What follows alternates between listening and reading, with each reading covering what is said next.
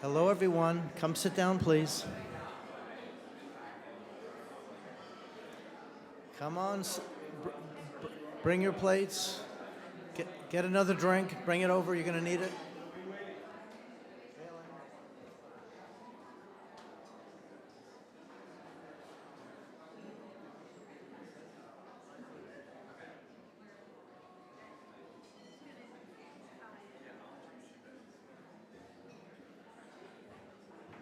Okay, you stragglers, come on over.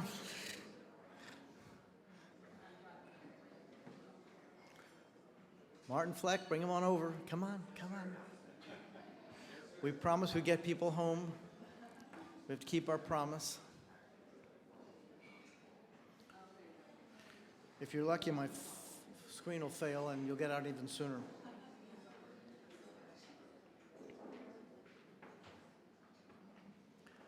Marta, come sit. Thank you.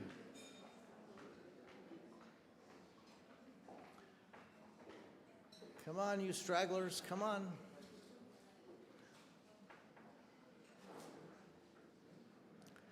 Okay, I think we have a quorum.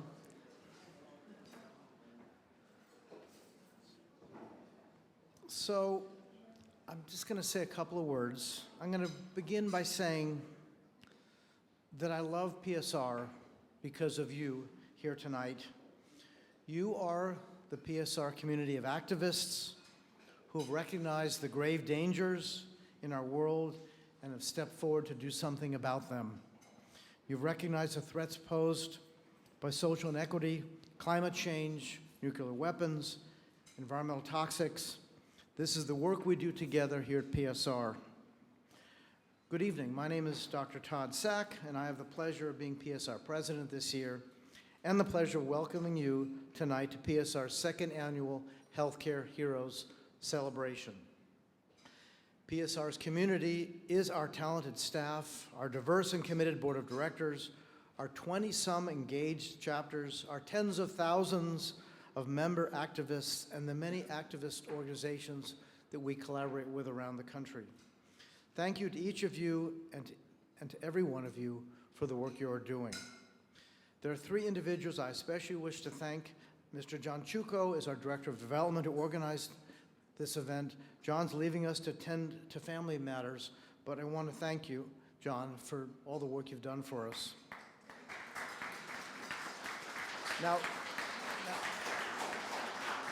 Now, John's still here a few more weeks, so if you get a letter from him asking you how you enjoyed this event and the work we do, and he asks you for a little bit of money, don't hesitate to answer John's call. Bob Dodge has been president of our PSR Los Angeles chapter and is a huge national leader in the nuclear weapons movement and chaired our committee on nuclear weapons here at National. Bob cycles off our board in December. I want to thank Bob for your leadership and your guidance to me. And if you remember nothing else from tonight, I want you to remember one number that Bob developed from his research, and that is the number 10.4. Because $10.4 million is how much our government spends every hour wasted on nuclear weapons. And Bob's done so much work to point out in his writings the things we could do instead of wasting our money. $10.4 million an hour on nuclear weapons. Thank you so much, Bob Dodge. And thank you. Thank you. And lastly, I want to thank Dr. David Drake, who also cycles off our board at the end of December. David has been a wonderful mentor to me. He served as our president 3 years ago. Thank you so much, David, for your extraordinary leadership to our organization. Thank you. So tonight is our Healthcare Heroes celebration. We want you to enjoy yourself. We want you to make new friends. We want you to find colleagues and friends to do projects with together. But mostly we want you to hear the inspiring stories of the heroes of the PSR community who we will recognize tonight and learn from. So with that, I want to thank you again for coming tonight and to hand the microphone over to another very inspiring person who's helped me so much in the past year, our Executive Director, Brian Campbell.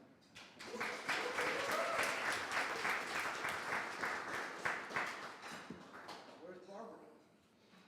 Hi, Barbara. Let's help Todd find his seat right here. Yeah, I want to echo thanks to you, Todd, and to our entire board of directors for your deep dedication to PSR and our mission.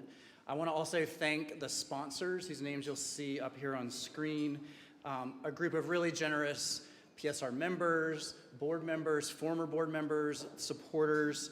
Without your contributions, none of this would be possible. So we're really grateful for the financial donations that you've made. Thanks especially to the people who've helped make tonight possible. And you'll see in your seats, there's a mostly digital program, so you can scan the QR code if you want to make a contribution tonight. There's bios of the different awardees and lots more information about PSR and the event. So thanks to all of you for contributing, and thanks to our board and to all of our contributors for putting your trust in me and in our amazing staff. We have a small but mighty team here at PSR National, and I would love for our staff to just stand up and be recognized. Everybody's here.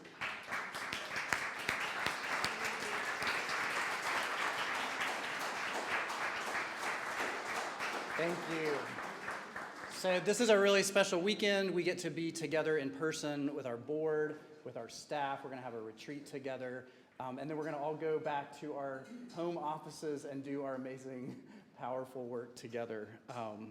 So we're here tonight, all of us, because we care about the mission of this organization, the vision of this movement, to protect human life from the gravest threats that we face, to mobilize health professionals and public health advocates, to stand together with those who are most impacted by climate change and nuclear weapons, those who can't protect themselves alone.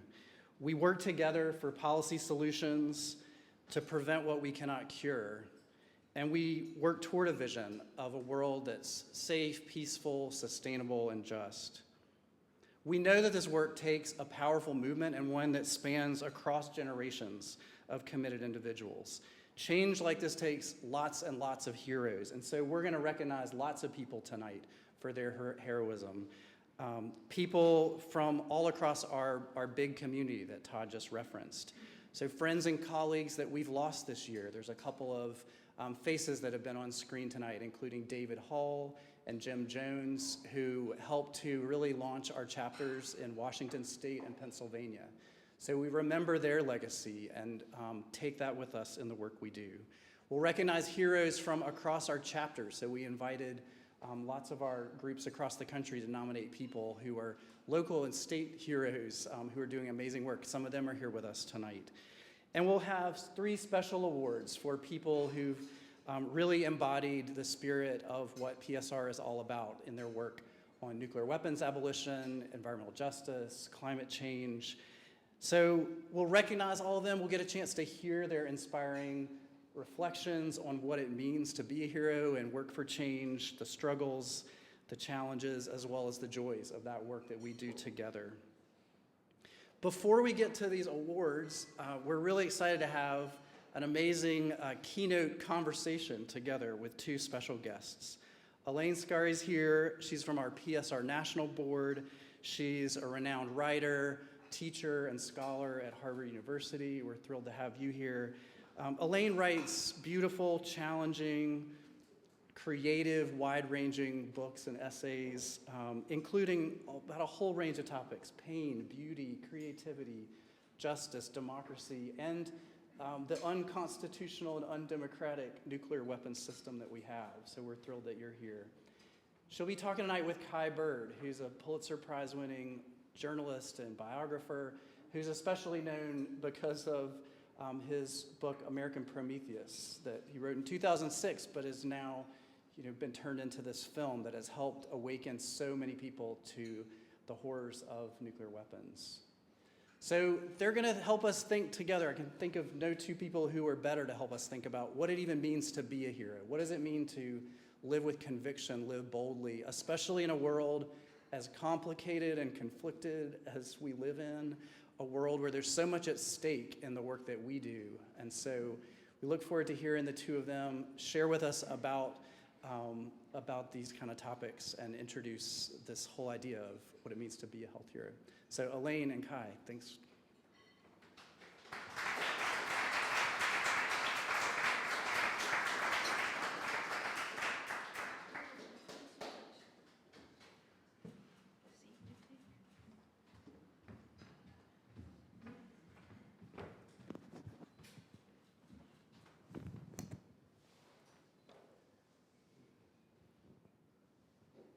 Do we need these? Hello, hello. Hello, hello? Do we need these? Okay. So I share Brian's incredible admiration for Kai Bird, for many of his books, but especially for American Prometheus. And as Kai said, his book and the film that resulted from it has brought about what seems to me an incredible sea change.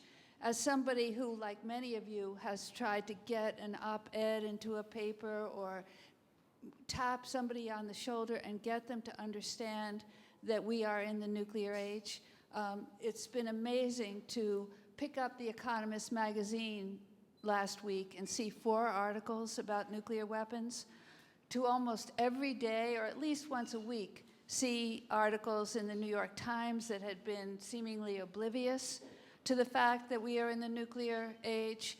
And I have no doubt that this is the result of this book and its translation into the film.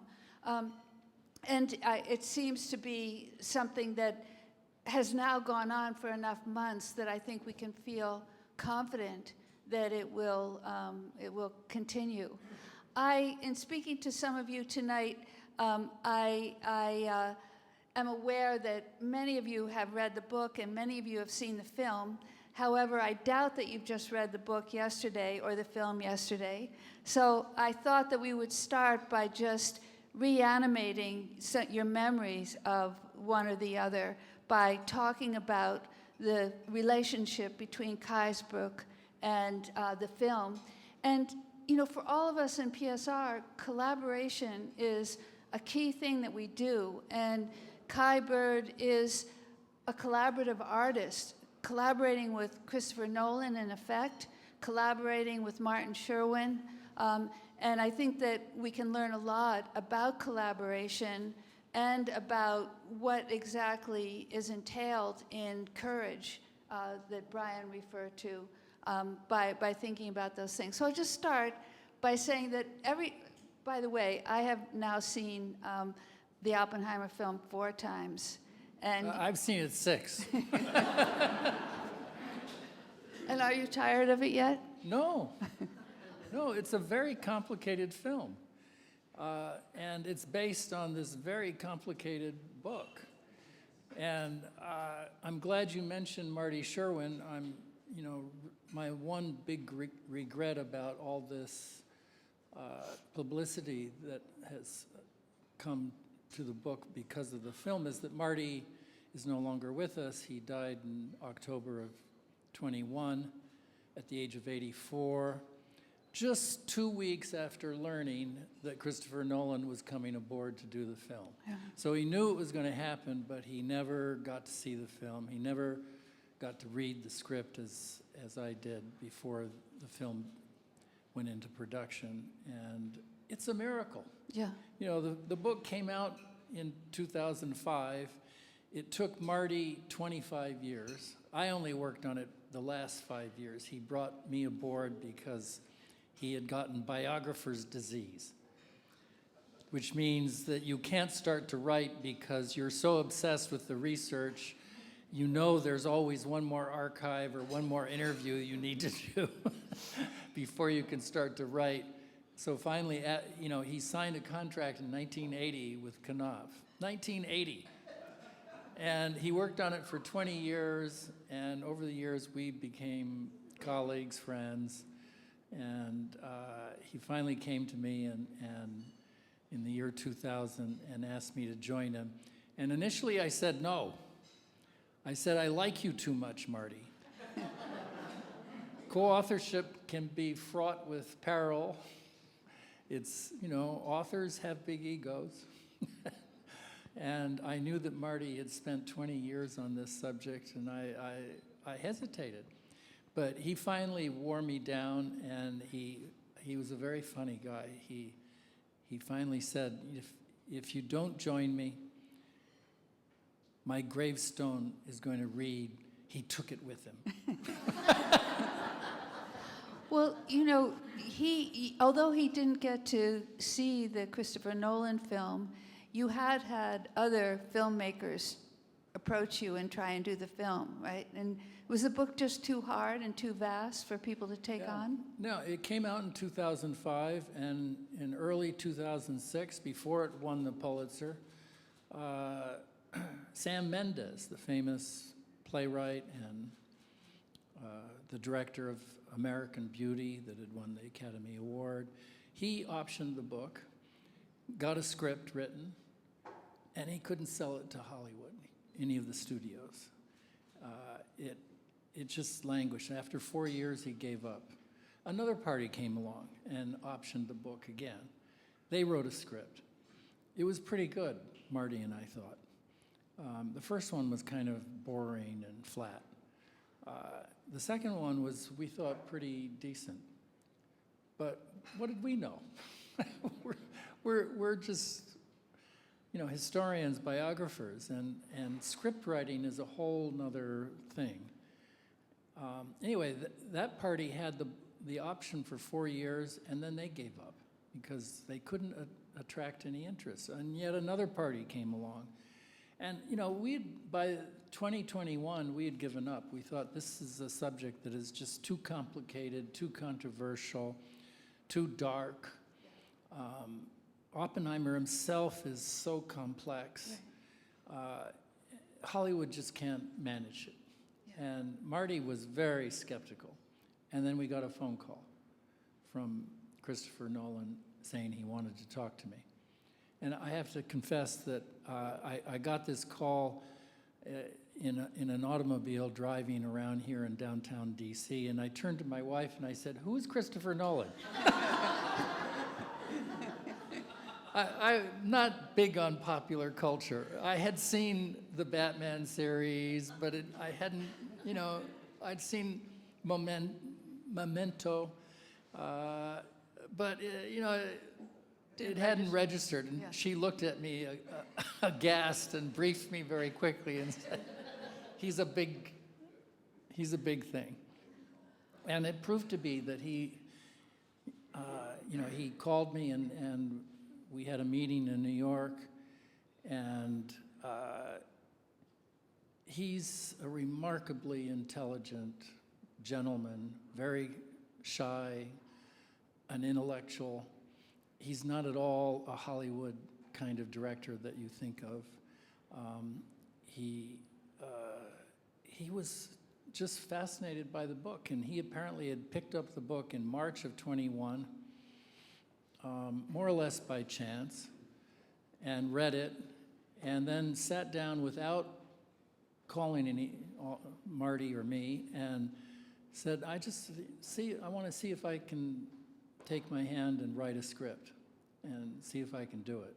He spent 5 months on the script, and then he called and said, I'm picking up the option. I've got something I think can work, and I'm about to sell it to a studio.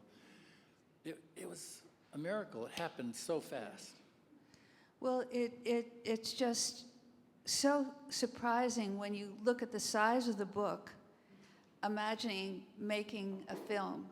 The film is 3 hours, but there are at least 30 hours of reading time in the book. And to imagine coming in there and just seeing how you slice through it.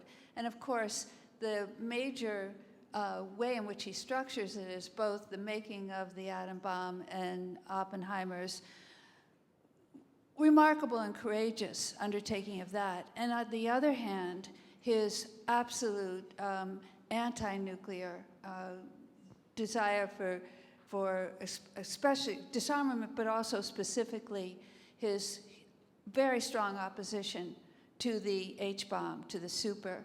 And I wonder if you think the film does both of those things equally well. Because, well, I'll tell you what I think after you tell us. I think it's an amazing script and film, and it grapples. We were very pleased. Before Marty died, I was able to have this meeting with Nolan, and I came back and reported to Marty that I thought that Nolan understood the book, and that he was going to use the book as the skeleton for the film. But at that point, I hadn't read the film script, and when I did read the film script, it was an emotionally trying experience. It just brought back all this flood of memories of writing the book, and he manages to just squeeze into this 3 hours the complexity of Oppenheimer's personal life, his personality, but also the politics without sort of being ideological about it. So for this audience, I want to, I know you're a very sophisticated audience compared to most of the people who went to see this film. But when I read the script, I found one minor historical error, which was he had in the script Oppenheimer in the trial answering a question, Dr. Oppenheimer, how many people died as a result of the 2 weapons that you built that were dropped on 2 Japanese cities? And Oppenheimer answered in the script 70,000. So I pointed out to Nolan, that figure's a little low. Yeah. And before I could get out my comment, he says, yes, I know. People use, most historians use at least 140,000 or more. But he pointed out to me that he got that number from the trial transcript, and that's how Oppenheimer answered. And so Nolan said, I'm trying to find a way to figure out how to... So in the actual movie, you see Oppenheimer answering 70,000 and then sort of correcting himself, well, but for the 2 cities, it was probably more like 140,000. And so that's a pretty sophisticated attention to detail on Nolan's part. He's not an historian. He hasn't studied this issue for years. So then my other suggestion to him after reading the script was, I said, you convey Oppenheimer's how torn he was about this weapon. Yeah. But you might add at least a line or two where he, just 3 months after Hiroshima, he gives a speech in Philadelphia in which he says, and you can hear this speech, it's a very spooky speech on YouTube these days, and he says in this speech that the making of atomic war, the pattern for fighting a nuclear war was formed at Hiroshima. And it is a weapon that was used in the first instance on a virtually already defeated enemy. And so I suggested to Nolan that he should use that line, which I wasn't sure he would take because it's a very controversial notion, and it goes against the vein of all the history that we are taught as youngsters. But it's in the movie. If you recall, there's this very brief scene where after Hiroshima and Nagasaki, Oppie is standing on the balcony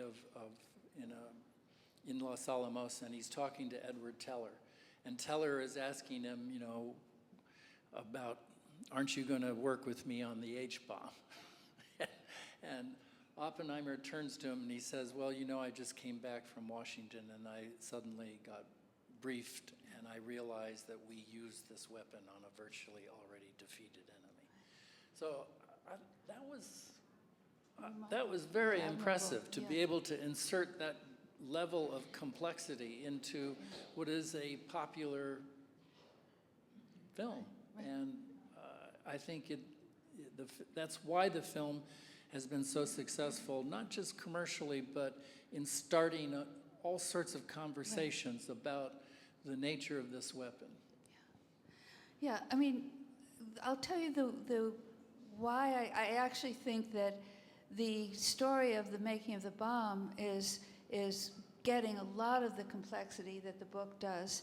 And then I have a question about whether his work, his critique, his endless critique of nuclear weapons is as thoroughly represented in the film as it is in your book. And I mean, let me, before saying that, just say that an incredibly great pleasure is to reread the book after you've seen the film. Because yes, while you're watching the film, you know you're seeing this Kai Bird's and Marty Sherwin's book. But when you go back and read it, it just makes your mouth drop open, because again and again, an exact sequence of sentences that they write will be translated into an exact set of steps on the film. And one example is the moment of the barbershop scene, of somebody running out of the barbershop. Oppenheimer and Gene Tatlock are coming down the street. Oppenheimer takes after him, and the man has just read in the papers about the splitting of the atom and says it can't be the case, and then is proved wrong. But another, just to give one more example, a scene that you will surely remember is the painful scene following the bombing of Hiroshima, where people are sitting on bleachers and they're clapping and stamping their feet and waiting for Oppenheimer to come. And as Kai Bird writes, he doesn't come in from the front, he walks down from the back, and then says a sequence of sentences that are almost too painful to repeat at this moment, but that are exactly then reproduced in the film. So, and I could go on with other scenes, because each time I go back to the book, I think, well, it's right here. But, you know, the thing is that in the book, it's showing not only does he say things that are scathing, I mean, compared to Oppenheimer, most of us are tiptoeing around what's wrong with nuclear weapons. He talks about the sleazy omnipotence of the United States, that's a quote. He talks about genocide. He talks about the unacceptable position of the United States to, on behalf of 121 million people, just talk about discarding 2 billion other people on Earth. But not only are there those statements, you show, many other things. He's of course opposed to the H-bomb, and Teller and Strauss and other people accuse him of sabotaging the making of the thermonuclear bomb. He's opposed to the Air Force bomber that is being made. He's opposed to even peaceful nuclear reactors because they can be too easily assimilated into the nuclear thing. He's out there talking about no first use.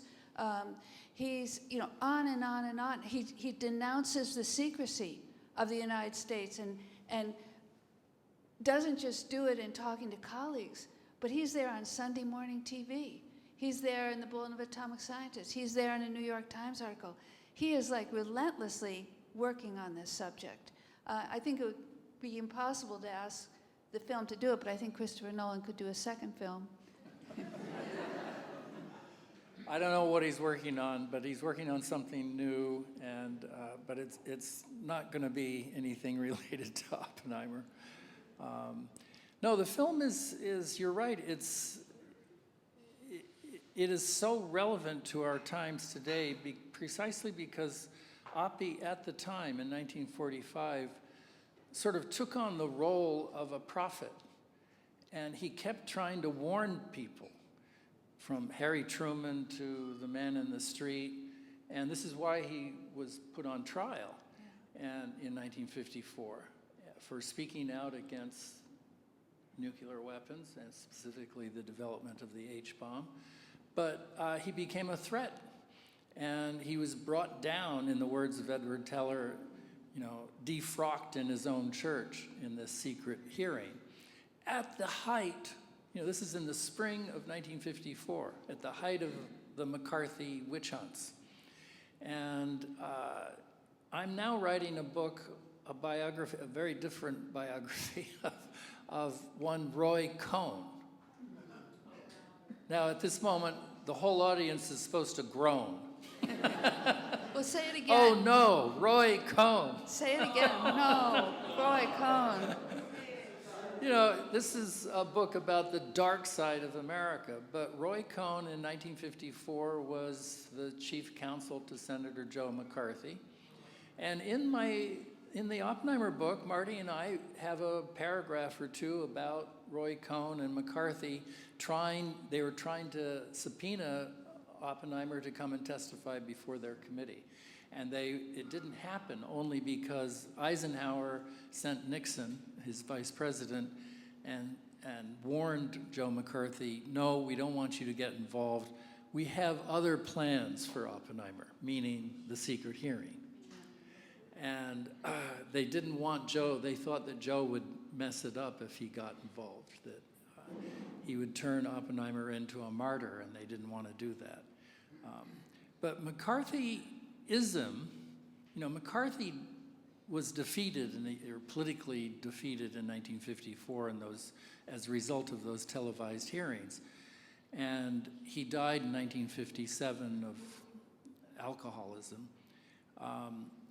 But he died, but McCarthyism lived on after. And it's haunted and poisoned our political culture ever since.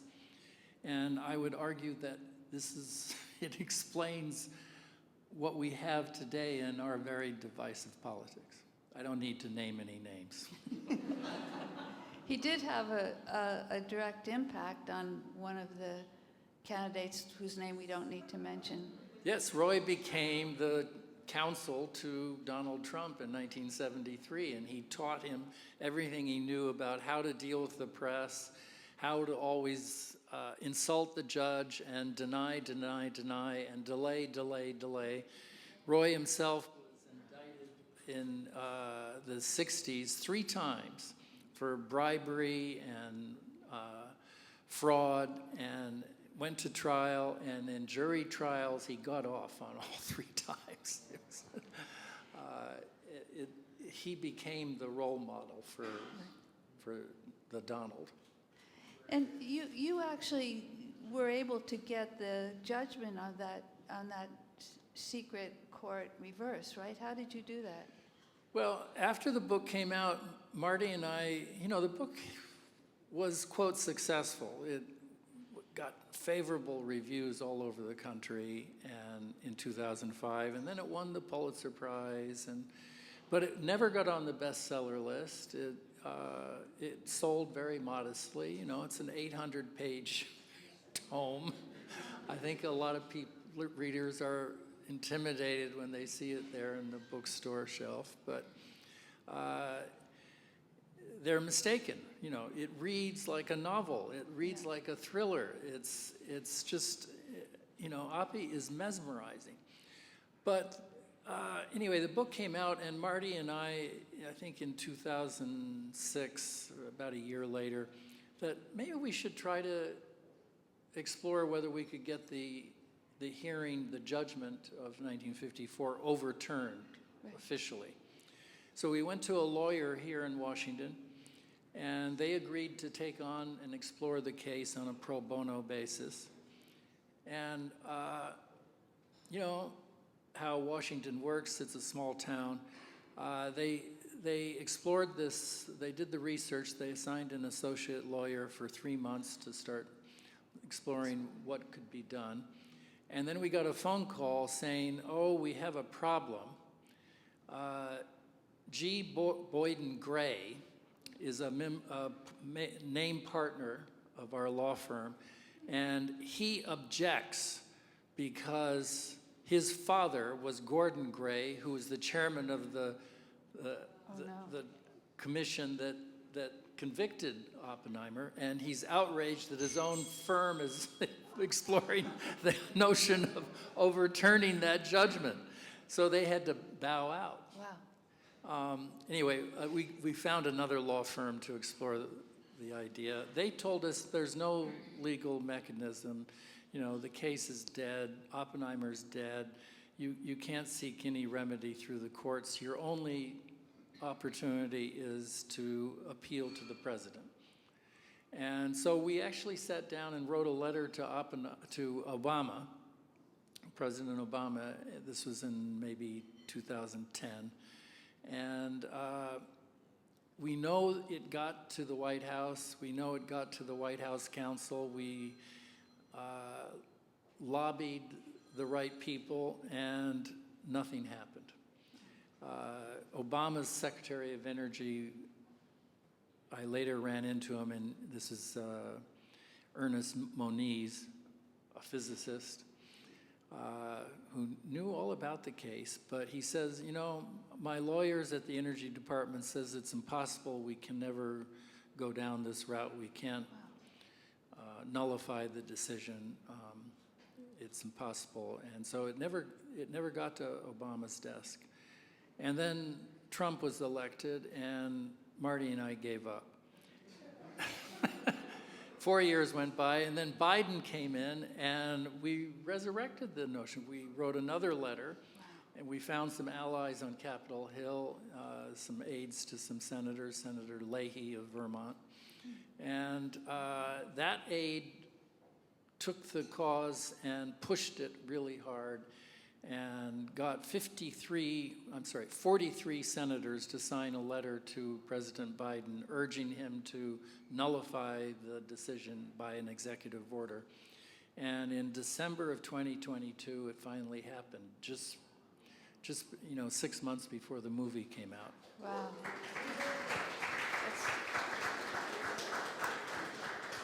Well, there's the example of courage right there, to just keep trying, even though you've just been told no 6 times or 16 times.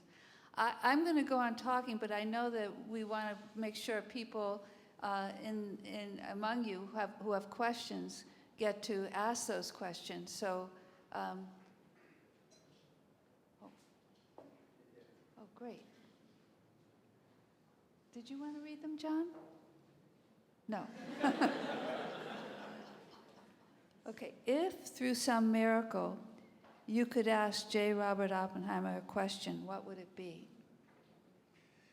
I would ask him, Robert, why did you subject yourself to this kangaroo court of a hearing? Why did you go down to Washington? You should have just resigned. Yeah. And why did you do it? And you say that Einstein kind of counsels him the same thing, right? Einstein said, You're in good told company. him. Oppie came and told Einstein he was going to be absent from the Institute at Princeton for some weeks because of this trial. And he explained why. And Albert looked at him and said, Robert, you're Mr. Atomic. You know, if they don't want you, walk away.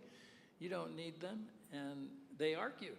And Oppie argued that he needed to use his celebrity status to gain access to the policymakers, to educate them. And so he needed his security clearance, and he had to fight it. And he walked away. And Albert turned to his secretary, and we get this from the secretary who was a witness to this. And Albert says to her, there goes a nar. Nar is the Yiddish word for a fool. So Einstein had, sharper political instincts than Oppie did. I think that's a really good choice of what to ask him. I would have had a hard time wholly avoiding that apple. Well, there is the poison apple incident, too. That's a mystery.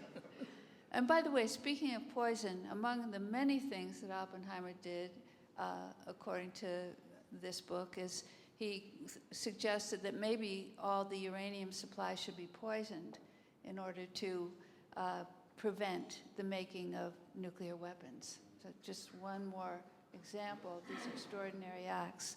Okay, here's another question. I imagine you encountered barriers because of classified documents. Was there anything in particular you wish you had access to? What were you hoping to learn? Well, that reminds me of a time in about 1947 when Oppenheimer was called to testify before a Senate hearing. And he was asked by a senator a very intriguing question. Dr. Oppenheimer, what is the defense if the Russians were to get a nuclear device and put it on a ship and smuggle it into New York Harbor? And Oppenheimer answered immediately, well, you'd get a screwdriver. And the senator says, a screwdriver? Oppenheimer says, yes, you'd use it to open up every crate and every suitcase and every trunk that comes into New York Harbor to inspect it. Meaning there's no defense against this, against atomic terrorism. And of course, we still live with this threat today. Yeah. It's a very live threat. And after he gave this answer, we know that the government commissioned a very top secret study to explore this exact problem. And it's remained classified to this day, to my knowledge. I haven't checked recently. But it's known in the business as the screwdriver report. So I'd like to see that document declassified. So I'll ask you this next question, but it occurs to me to note that in addition to the collective number of years that you and Martin Sherwin spent on this book, you both had incredible preparation, because Martin Sherwin had done about 5 books about nuclear weapons and about how wrong they were, and you had done all this work on governance, on McGeorge Bundy. And I'd written Carter. a biography of John McCloy and McGeorge Bundy, both of whom were friends of Oppenheimer's, and both of whom had sort of been policymakers on nuclear weapons. And so I had some kind of background about it, Yeah. Okay, here's another question. One of the quotes in your book, J. Robert Oppenheimer laid to Truman, "I feel I have blood on my hands." What do you think Oppenheimer was trying to convey with that comment? Well, he was trying to convey to Harry Truman his distress at the fact that evidently Harry didn't understand that the Russians were inevitably going to get a nuclear weapon. It was only a matter of time. And indeed, he, in some of these speeches in 1945 and 46, he openly predicted that any nation, however poor, impoverished, small, any nation that wanted to acquire these weapons would be able to do so. There are no secrets to them. It's simply an engineering problem, a matter of building a factory for it. And so he was predicting North Korea and Pakistan and India and Israel. And tomorrow, without a doubt, in my opinion, Iran is going to get one. Mm-hmm. So he was saying,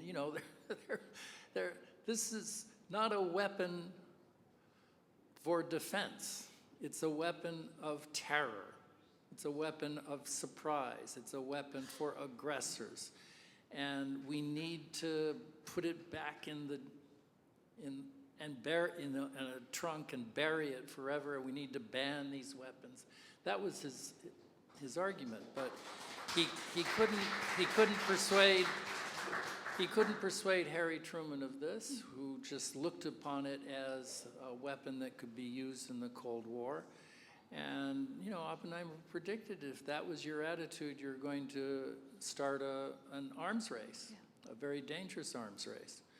And of course, this is where we're at, and it's, we're at a very, I think, dangerous moment in our history. A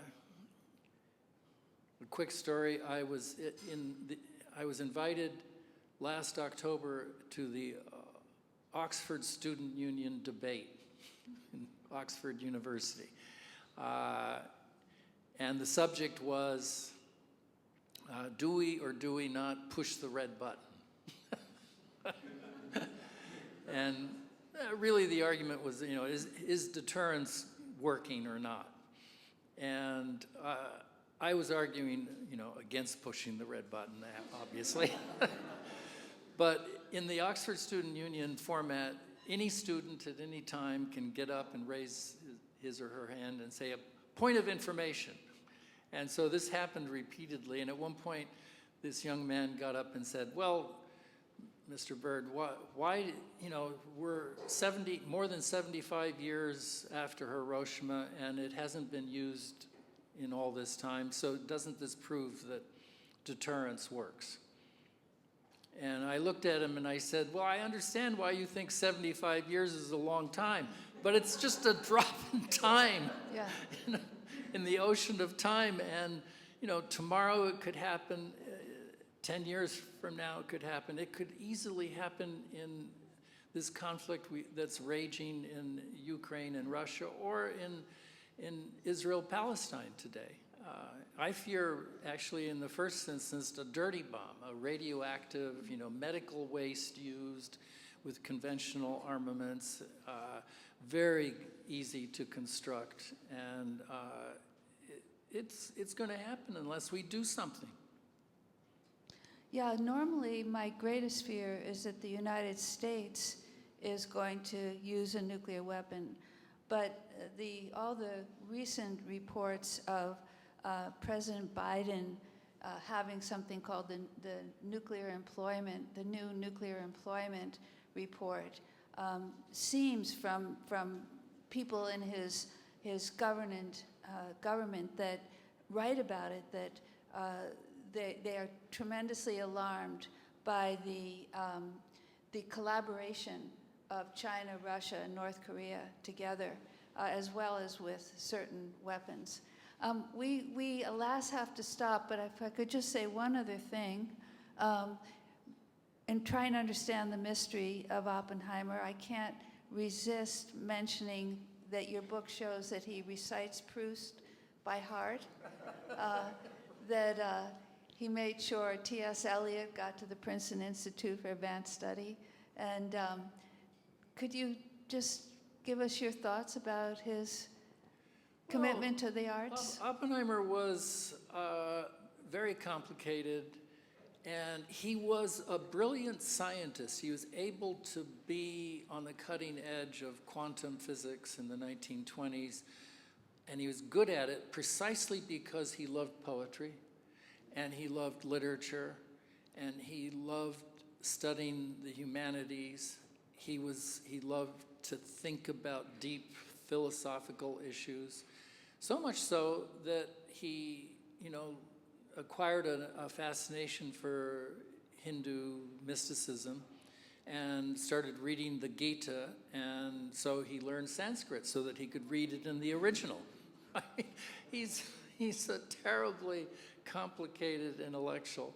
And of course, one of his fellow physicists, Isidore Rabi, remarked, he might have been a better physicist if he had read more of the Talmud and less of the Gita. Izzy was, from a very orthodox Jewish upbringing, so he never could understand why Oppenheimer was reading the Gita. But he was good at sort of his science because he could ask good questions, and he could ask good questions only because he'd read literature and poetry and Hemingway,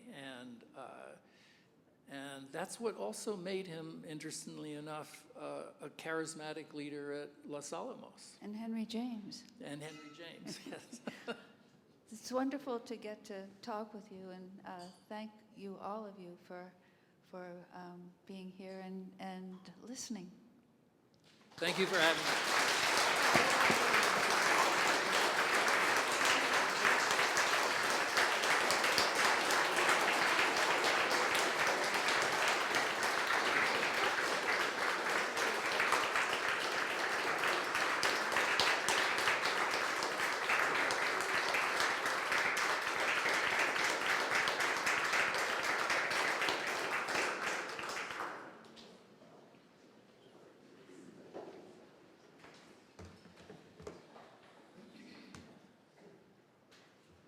Hi, everybody. My name is Bob Dodge. I'm the co-president of Physicians for Social Responsibility Los Angeles. And so I'm here tonight. I have the distinct pleasure of introducing our National Health Hero winner, Martha Dina Argüello.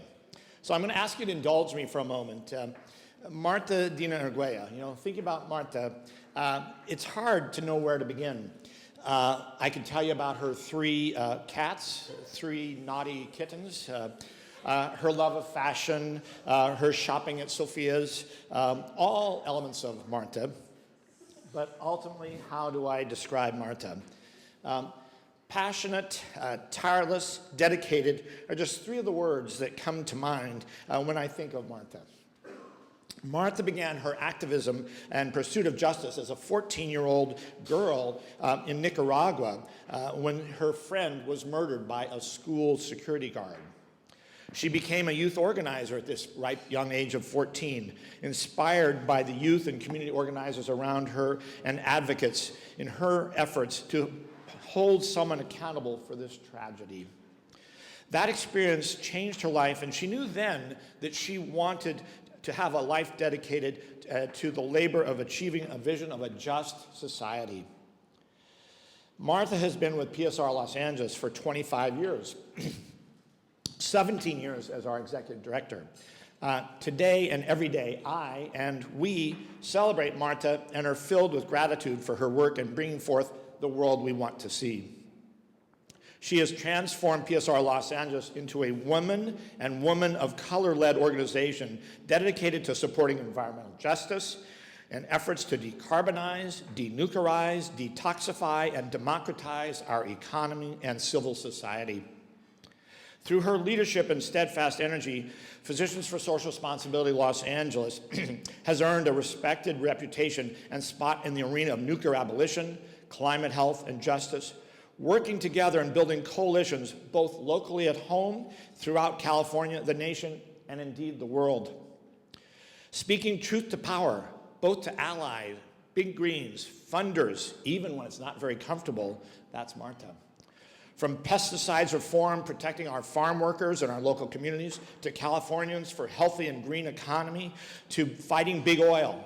Most people are not aware that Los Angeles Basin is the largest urban oil field in the United States.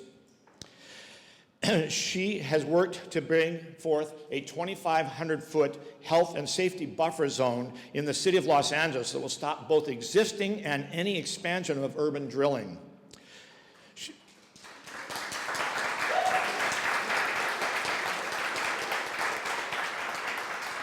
She has fought for air quality in our most vulnerable communities. Our California Air Resources Board has awarded Physicians for Social Responsibility Los Angeles one of the first grants in the multi-million-dollar area to fight this area. And it's truly due to Martha's leadership. We also, again, we're the site of the largest nuclear accident in U.S. history. Most people aren't aware of that. At the Santa Susana Field Lab, which exists right in my community, is at the headwaters of the Los Angeles River. And when it rains, it floods, it pushes that radioactivity and toxic chemicals into the LA basin, affecting to this day the health of our children and our affected communities. The list goes on. I've learned to appreciate and trust Martha's instincts on issues. Whether it's building electrification to clean hydrogen, I recognize how important it is to listen to Martha, because as it turns out, she's usually right. And she's always seeking and advocating a just transition and solution. Perhaps most importantly is the legacy she is building, by mentoring so many young activists. And my friend Anna, it's so nice to see Anna, I haven't seen her for years. Being young activists at PSR LA and being a role model to the entire environmental justice movement in California. The humanity she brings to work, both in joyous and difficult times, allows us to all bring our full selves every day to work, and in turn creates a truly supportive work culture, highlighting the health impacts on our communities, working with and in partnership with vulnerable and at-risk communities, always championing public health and environmental justice. Martha has helped to develop an unstoppable movement. I have watched Martha grow in this remarkable leadership role and want to personally thank and congratulate you for this award. Martha, I love you very much, and our community, our state, and our world is better for you. Thank you.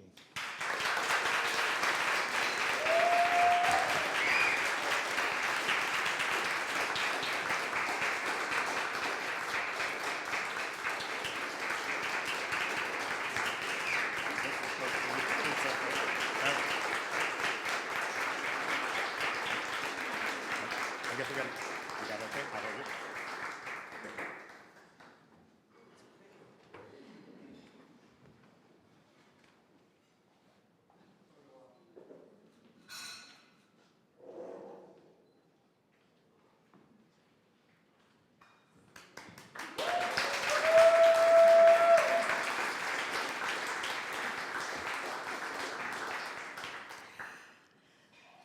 So I've never thought of myself as a hero, but certainly a warrior. And that warrior spirit has served me well through many different adventures. And I did start organizing when I was 14, and it was actually in LA. I can tell you wild Nicaragua stories that I was a grown-ass woman and still doing crazy things at 27, going to live in a war zone, which is a whole different story. But you know, and it took me till recently to understand what was my motivation at 14 when my friend Spider was killed by a police officer. And he was a school security guard who didn't have the safety on his gun. And when he pointed it at Spider, who had come to visit his girlfriend, who was my best friend, his hand went up, and that's how the gun went off. And that moment, we knew there was going to be a flashpoint of violence, and would we, I was a gang member, much to my mother's chagrin. But that moment, for me, was that moment when I felt my own vulnerability and the reality of the life that I was living, that I couldn't write quite. I was 14, didn't quite know how to get out of it. And in that moment, because of the violence that happened, and the school I went to had a history of organizing with the Black Panthers, because there was a famous case of a Black Panther leader who was accused of killing a teacher at that high school. So and he was eventually released many, many years later through the work of Johnny Cochran. And so I didn't know that when I was 14, but that's who came in and started organizing to make sure that there wasn't a violent response to what this police officer had done. So it was the Brown Berets, who were sort of the brown equivalent of the Black Panthers. And so I was a 14-year-old kid, and suddenly we're being trained by young folks who had been trained by the Black Panthers and the Brown Berets. And it was an amazing rooting for me to always understand that we fight for justice, and that we fight for justice by uniting Black and brown communities and other progressive voices, and that's how we win. So when we fight, we win. And that's what I learned, and I did. My activism was in, think of every movement. I was part of the anti-war movement. I was part of Central American Solidarity because I was born in Nicaragua, which is how I ended up in Nicaragua working for the Sandinistas during the war. But it took me a long time to understand that all of that activism, I saw myself as a warrior, but the activism really was about creating safe communities. And it took coming to PSR to understand that. And when I came to PSR, a few months in, I knew this was my home. This is the thing that took what I learned as Gata from 18th Street to what I learned in Nicaragua working for the Ministry of Health, to what I learned as a student activist, to what I learned through the divestment movement with South Africa, all of that work. And then, having crazy jobs in healthcare, like abstracting medical records. So I learned how to read your handwriting, doctors. But I learned how to speak to physicians because, abstracting medical records, you learn a lot about how people are diagnosed. What are the symptoms? Where is that pain in the lower quadrant mean? All of those things eventually helped me be able to connect with physicians in a way that not everybody can. And at the same time, PSR was the place where I could act out the fact that health is power, particularly in our communities. And then as I learned our history of who the doctors were that started PSR, they were the same physicians who were part of the anti-war movement. They were part of the Vietnam War movement, the civil rights movement. And in their spare time, when they weren't being activists and calling for nuclear abolition, they were starting social medicine movements. They were starting community clinics. And when I made that connection, right, we're not just a big green, we are a deeply rooted movement organization. And that's how I have grown PSR with, you know, the support of the board, who I often say, did I forget to tell you I did this? And they never get mad at me, so I really do appreciate the support for being able to be bold, because it's not always easy, right? We often, with my young staff, I tell them, speak up, even if your voice shakes. Speak up always, and Anna was my first hire at PSR, and she really helped set the mold for what we wanted, to hire young folks, to train them and support them in their leadership development. And I think that's what has been the secret sauce of PSR, of having a place where you can have a job and work your conscience. And we've done that throughout the state of California, from LA to the Central Valley.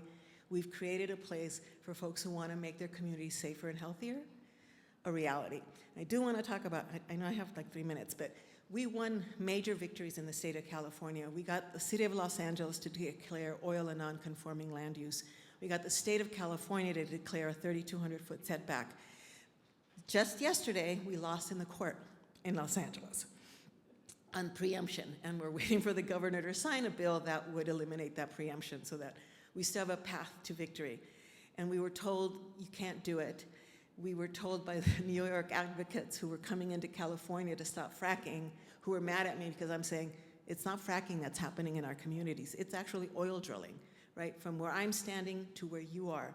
Imagine if you live next to a pump jack, right? And that's, imagine you were being exposed to all of those chemicals and nobody was doing anything about it because, well, that's just LA. And so the power of our persistence and our determination is what got us to those victories. And I think that power and determination is part of the DNA and part of the legacy I want to leave for PSR. And I'm so excited that Brian is here and that there is an opening now and an understanding that the powerful voice of physicians and that credibility that physicians bring, when combined with the powerful voice of organized communities who are building power, that's how we change things, right? From the bottom up, creating that groundswell of demand for change, the persistence, right? The persistence it takes when you lose, you keep moving because there's always another path to victory. And I guess maybe that's slightly heroic, if not insane sometimes, because you just can't get discouraged. You just can't let them beat you, and you just show up. You just show up and you keep fighting because a better world is out there and it's our jobs to create it. So I'm deeply honored, and PSR has been, I was telling someone I didn't think of myself as stable, and then suddenly I'm in a job for 25 years. and I have a staff of 25 amazing young folks. And then you're like, okay, I'm stable. And I got 5 more years before I retire. But a lot to do, and I just thank you to PSR for creating that opportunity to bring those two incredibly powerful voices together for change. So thank you very much.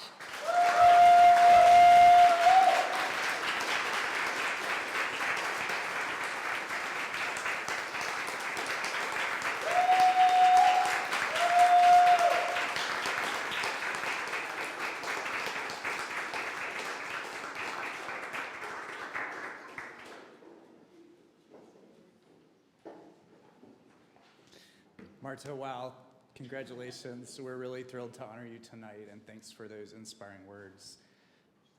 I'm delighted to be able to introduce our next awardee tonight, who's being recognized as our nuclear weapons abolition health hero.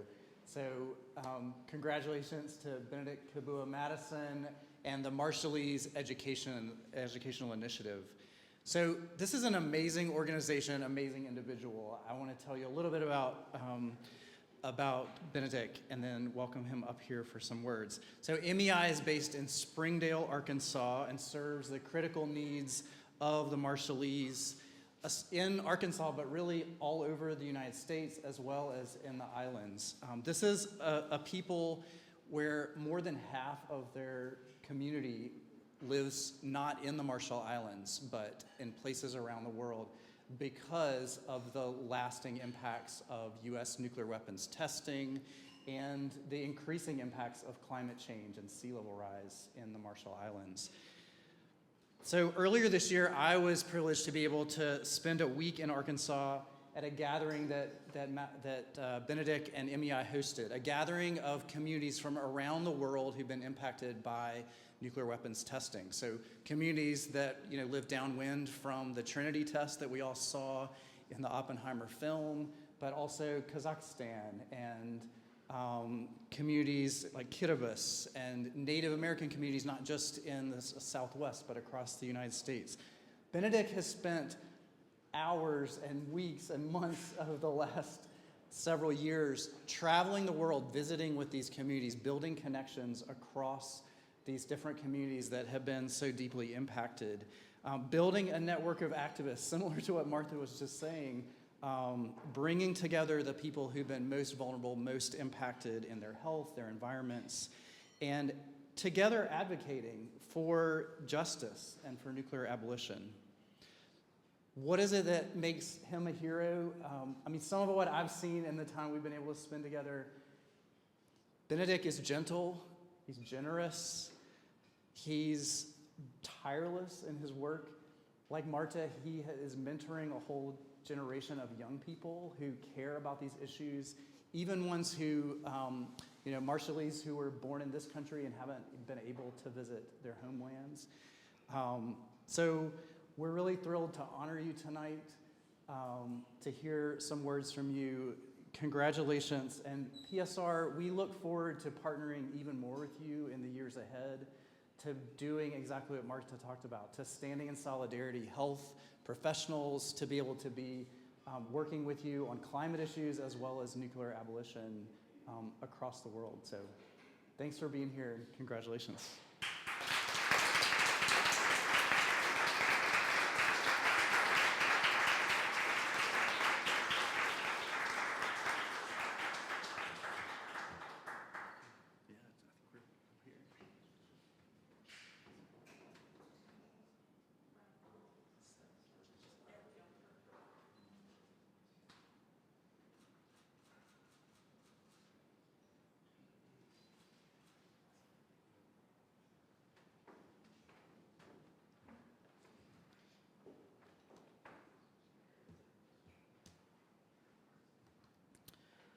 Thank you, Brian, for that introduction. Good evening, everyone. I am honored to be here tonight representing the Marshallese Educational Initiative, MEI, and being acknowledged by PSR for our advocacy and nuclear justice work. MEI was established 11 years ago in Springdale, Arkansas, a city with just under 100,000 people in the northwest corner of the state, where the largest number of Marshallese reside outside of our home islands. Over a decade ago, we organized our first event at the Clinton Presidential Library in Little Rock to mark the 60th anniversary of the Castle Bravo detonation, the largest nuclear device tested by the United States in the Marshall Islands. Our objective was to raise awareness of the ongoing consequences of that nuclear legacy and introduce the nuclear climate nexus and its impact. As a Marshallese youth still in high school, I was the last speaker at the event, and my role was to demonstrate how the torch was being passed to my generation to educate, advocate, and address the wrongs of the past. Today, as the executive director of MEI, my colleagues and I continue our mission to educate and advocate for nuclear and environmental justice. These issues are urgent, not just for my community, but for all nuclear frontline communities. The people of Island Gaynar, what our ancestors called the Marshall Islands, face numerous challenges in the US, all stemming from the nuclear testing legacy. We have long known the radiation exposure has weakened our immune systems, leaving us vulnerable to cancer and birth abnormalities. Changes in our diet have also led to some of the world's highest rates of diabetes. The COVID-19 pandemic further highlighted the vulnerabilities of our community. In the early months of the pandemic in Arkansas, while comprising just 3% of the population, Marshallese people accounted for half of the COVID-19 deaths due to the rapid spread of the illness in the poultry industry, where many Marshallese were employed. Additionally, living in a state where officials downplayed the dangers and favored the interest of poultry companies exacerbated the situation. As a result of the pandemic, our organization expanded its efforts to educate the community about the prevention measures, promote vaccination, and provide essential assistance such as housing, utilities, and groceries. Fortunately, the government of the Marshall Islands closed off the islands and managed to avert a disaster, resulting in fewer deaths in Madro, the capital of the Marshall Islands, than in Arkansas. Reflecting on the impact of the pandemic on our community, we realized the crucial interconnectivity with the nuclear legacy. This realization underscored the urgent need for action. Our community in the diaspora faces many challenges. Earlier this year, the Compact of Free Association was renewed.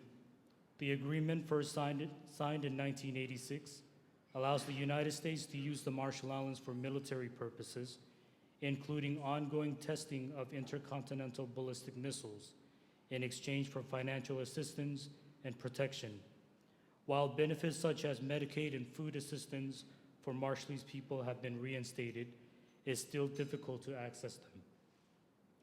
Although the compact was signed into law months ago, and the federal government states that Marshallese people are immediately eligible to receive these benefits, each state is responsible for deciding how and when to implement it. For example, in Arkansas, we are still waiting for these benefits to be accessible. Even though Marshallese people are technically now eligible for Medicaid, we deserve the highest level of health care. This is especially important as 55% of the total yield of all U.S. nuclear tests took place in the Marshall Islands. We sacrificed the health of our people and our environment for the U.S. to become the powerful country that it is today. It's clear that our situation is unjust as our people are suffering, communities are displaced, the environment is still contaminated, and we also face the burden of the climate crisis. The United States government continues to deny responsibility for the testing and its impact despite records showing that radiation exposure, which was much more widespread than acknowledged. This refusal to accept responsibility extends to not just the Marshallese people, but also other frontline communities.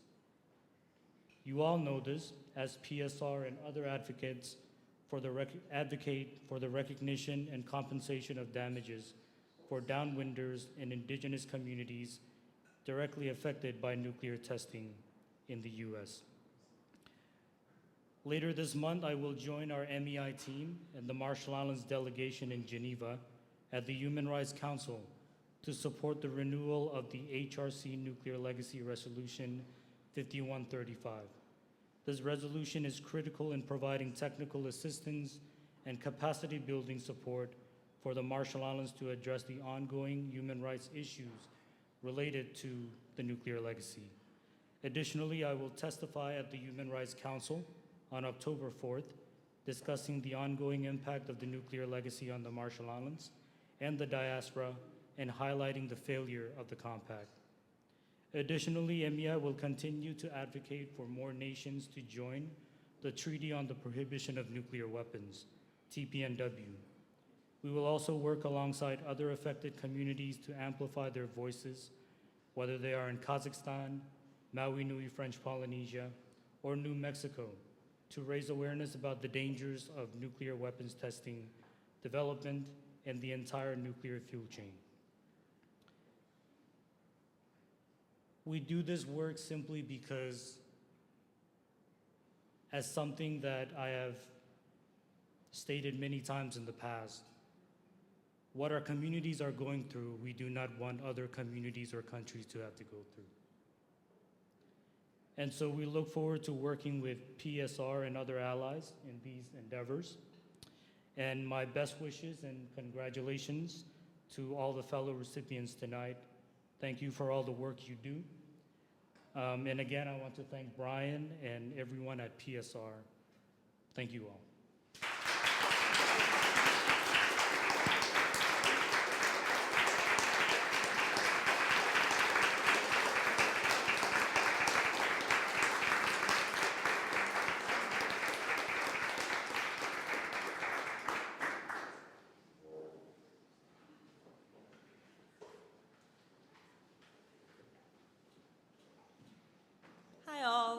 name's Maya Horniak. I'm the Environment and Health Policy Coordinator for those that I haven't met yet tonight. And I have the pleasure of introducing the recipient of our next Health Heroes Award to Medical Students for a Sustainable Future.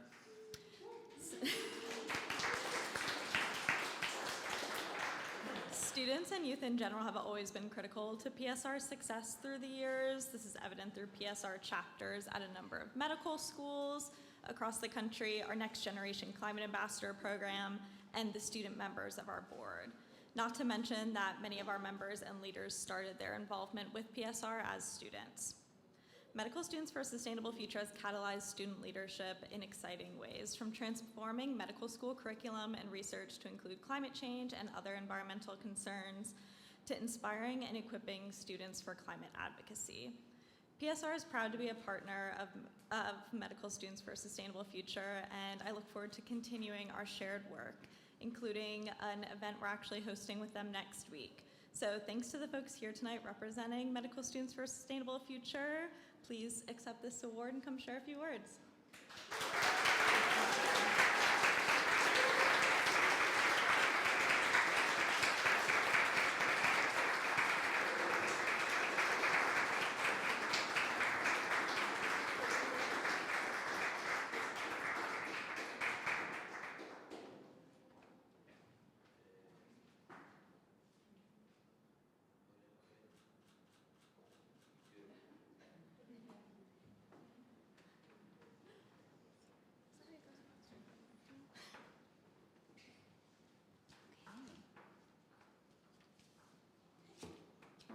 Thank you all so much for having us here today and for this great honor.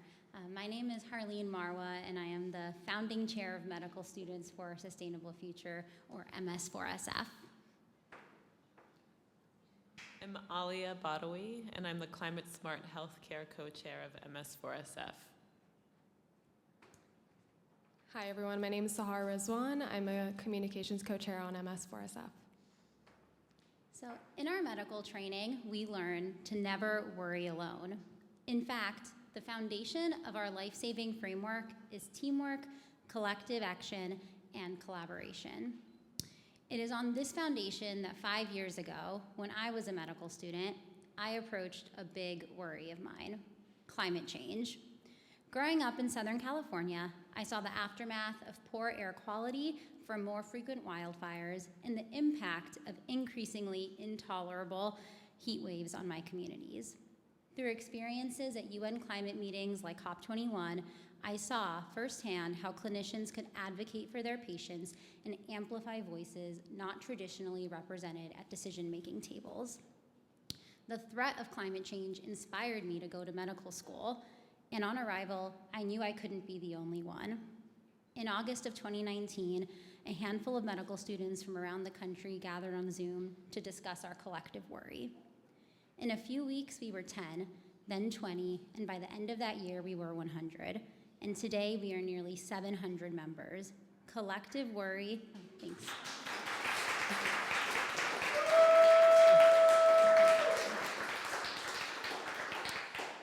Collective worry transformed into collective action, and Medical Students for a Sustainable Future was born. The exponential growth of MS4SF underscores that climate change is a critical obstacle to the health of our patients, and that medical students are catalyzed to take action now. Our members engage in this work in meaningful ways: advocacy, medical education, research, communication, and all while upholding the work of the Planetary Health Report Card. In having a variety of work streams, there have been innovative opportunities for students to get involved, create change, and be change makers. From fostering innovative medical education efforts for curriculum integration of planetary health, content, all the way to facilitating new medical supply chain recycling efforts, MS4SF helps to organize and channel passion into meaningful advocacy.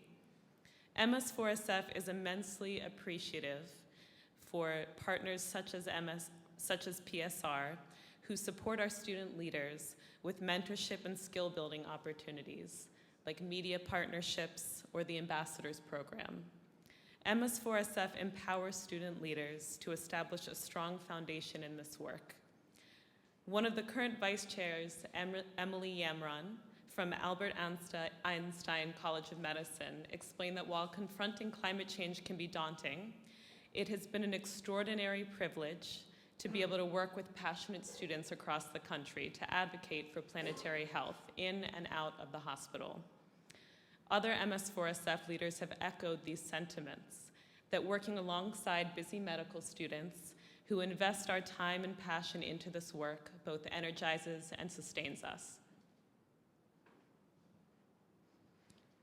Prior to MS4SF, there was no unified medical student voice on climate. The voice of this community is unique in that it unites the urgency of youth leadership with the health expertise and public trust of medical professionals. In the 5 years since its creation, MS4SF has cultivated a far-reaching community of climate and health leaders who have become champions in and beyond their specialty area for climate and health. Douglas Fritz, a current MS4SF vice chair from the University of Colorado School of Medicine, has been a leader of MS4SF for the past 4 years. In his words, it has been both inspiring and humbling to witness the organization evolve through different leaders, challenges, and landscapes. In the determination of our current leaders, I see the same hope and ambition that guided our founding leaders, a bright line that continues to connect each generation of MS4SF. We are more prepared and better equipped than ever to support the next generation of medical leaders addressing the health impacts of climate change. At its core, MS4SF is a community. Even though the organization was founded through virtual channels, we have cultivated this strong community through meaningful and purpose-driven work. Our members lean on each other not only in climate work, but also through the journey of medical training, from finalizing our residency match lists to attending each other's weddings. Medical Students for a Sustainable Future not only empowers its student leaders to be change makers, but also serves as a beacon of hope for us all.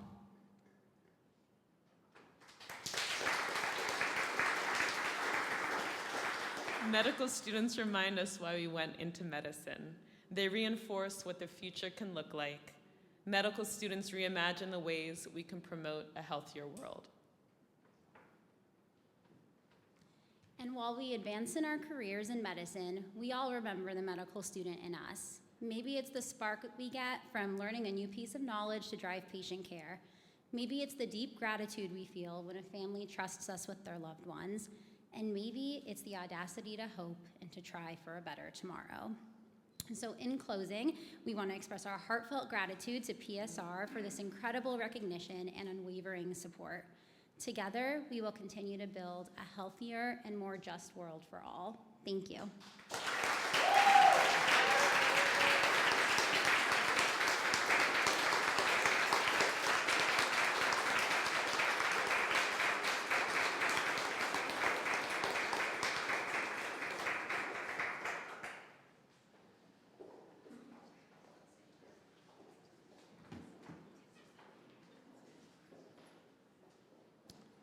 Good evening, everyone. I just want to take a few minutes to honor the work of our chapter heroes across the country.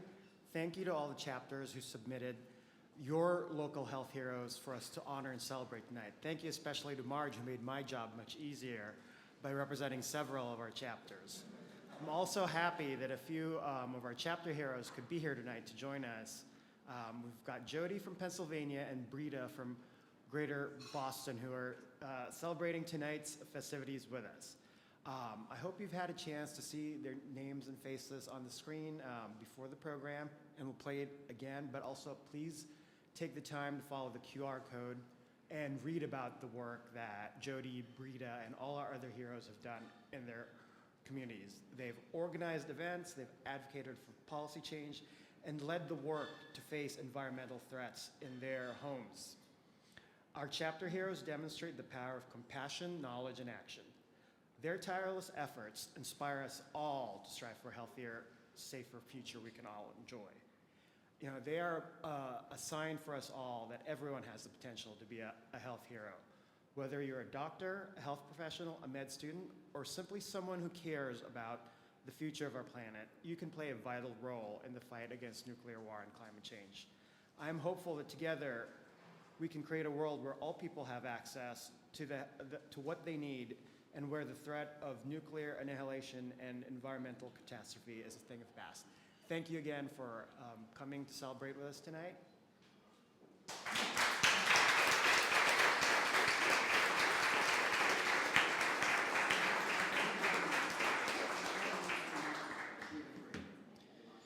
All right, I'll try to keep this quick because I'm told the bar is going to be open for another 15, 20 minutes. So thank you all for being here. I want to thank John again for so much work in planning tonight.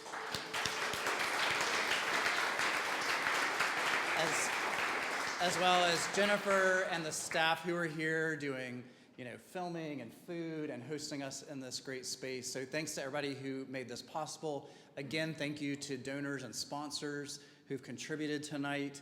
And I just want to say what an amazing event, right? I hope that you're feeling some of what I'm feeling, inspired by the different stories we've heard, reflections on so many individual lives, so many heroes that are part of this amazing community. I feel a deep privilege to be able to work with all of you. I look forward to so many things that we can and will do together. From our founding in the 1960s, PSR has always really worked grounded in that deep sense of concern for the health and well-being of those who are most vulnerable, for the humanitarian impacts of nuclear weapons on communities, on workers, on mothers and children. And that same sense of care and compassion led us to work on climate change, starting in the 1990s, before there were all the health groups talking about this now as such an urgent issue. And so since then, we've been standing together with those who are most directly impacted by fossil fuel pollution and by the chaos of a warming world that we live in. I'm so proud tonight to be able to celebrate some of these stories, so many examples of where we continue to do that work and where we have opportunities to do even more and to deepen that work and those partnerships with those on the front lines.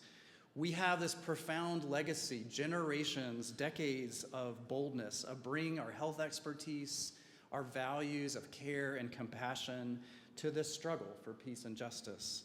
And I'm excited about all the ways that we continue to share that legacy with a new generation of leaders who are continuing to inspire change and continuing to work in response to that deep sense of worry that we all feel, right, that inspires us to continue this. I'll just share a few quick words about some of what lies ahead for PSR. As Todd Sack mentioned, we have a board meeting tomorrow. We have a staff retreat the next day. We're in the midst of strategic planning, and we have some exciting things in store for 2025 and beyond. Next year is the 80th anniversary of the Trinity tests, as well as the bombings in Hiroshima and Nagasaki. One of the things PSR has done for many, many years is to help sponsor and host commemorative events across the country at our chapters. And next year, we look forward to organizing events in response to this 80th anniversary to continue to build on the momentum that we've seen from the Oppenheimer film and all the visibility around nuclear weapons right now. And so we look forward to that 80th anniversary, working with lots of partners to bring even more visibility.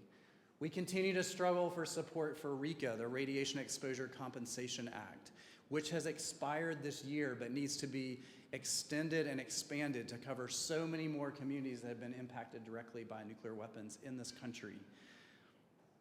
In March, there's the third meeting of states parties for the Treaty for the Prohibition of Nuclear Weapons that Benedict mentioned, and we'll have a delegation there. We're also hosting in March a big convening here in Washington, D.C. of a whole lot of groups that were co-sponsoring an event around climate and health. And so we look forward to lots of people coming to that event as well. At both of those things in New York and here, we'll have gatherings for people from PSR to come together in person in some of the ways that we've done, again, over many generations. So look for lots more information about that. We continue to build a really powerful coalition called Fossil Free for Health, confronting directly the misinformation that fossil fuel companies continue to put out about the health impacts of fossil fuels. And so we're raising money and building a whole campaign to work in specific communities where we know that fossil fuels continue to have direct harms, in spite of the rhetoric we hear from candidates across the spectrum about how much we need and want continued fracking, which is not true at all, right, in Pennsylvania. So yeah, look for lots more to come from Fossil Free for Health, including lots of very public messaging confronting the health impacts of fossil fuels. We do all this in collaboration. We've heard so many stories tonight about the power of vulnerability and of partnerships, that real heroism, real change comes from that kind of collaboration. We're thrilled to work with all of you, with all of our chapters, and with so many other groups across the country on all this work in the years to come. In the next several weeks, we're going to continue to really double down on our work of civic health. We know that none of this is possible unless we have a healthy democracy.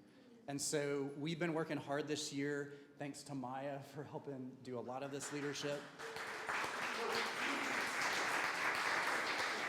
We've developed a whole toolkit of resources for health professionals who want to help promote voter registration, get out the vote efforts. That's the event that Maya was talking about that we're doing with MS4SF next week to really help continue to bring public voice to the importance of health in this election.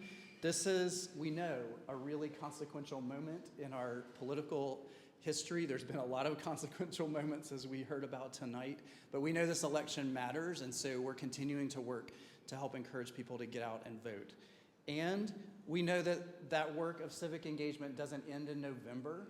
We've had really good conversations just this week about planning for different scenarios. Whatever happens in the presidential election, in the congressional races, in local and state elections, our work is more urgent now than ever. There will be opportunities for us to do lots and lots of work pressuring decision makers. We've heard so many inspiring stories tonight. So I hope you will continue to join with us and support us in that ongoing work after November. Again, we all have worries, and this is a moment to let those inspire us to take action now in the next several weeks, but also in the time after that. We depend on your contributions for all of that. So I would invite you to scan the QR code, make an additional gift to PSR, and give a check to John on your way out.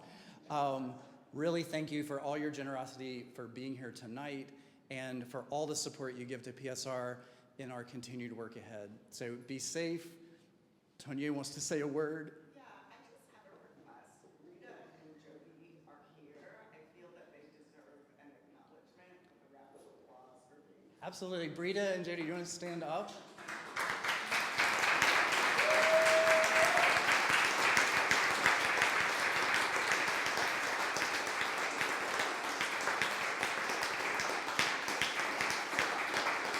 Yes.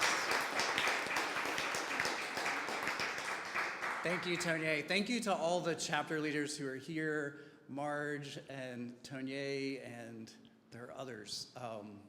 But we really appreciate the work that happens. If you click the QR code, there are bios of Brita and Jody, as well as dozens of other chapter health heroes from across the country. I mean, part of what's so exciting about PSR is not only do we have this amazing team working here at the national level, but we have powerful people who are deeply engaged at the state level. And that's part of what we talked about just this week as a network about whatever happens in November, we know that we have work to do locally at the state level, and PSR needs to continue to think collectively about that work as a whole community. So thank you all for being here. I hope you're inspired to heroic and bold action tonight. Take care.